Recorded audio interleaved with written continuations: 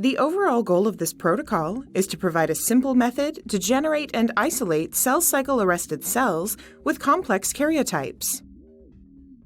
This method can provide answers to key questions in the field of aneuploidy research, such as the interaction of the immune system with aneuploid cells. The main advantage of this technique is that it generates a cell population that harbors only complex karyotypes.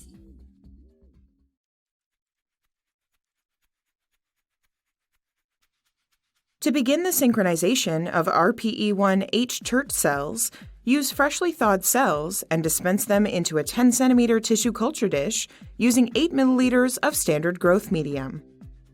Next, use a hemocytometer to determine the cell number. Then, incubate the cells overnight. The following day, replace the standard growth medium with medium containing 5 millimolar thymidine. Incubate for 24 hours at 37 degrees Celsius to synchronize cells at the G1S border. After 24 hours, wash the cells 3 times with PBS. Then, add standard growth medium to the washed cells and incubate for 6 hours at 37 degrees Celsius.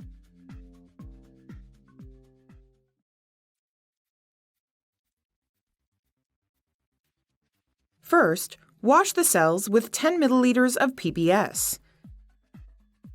Then, add medium containing 500 nanomolar MPS1 inhibitor reversine. Incubate for 12 hours at 37 degrees Celsius.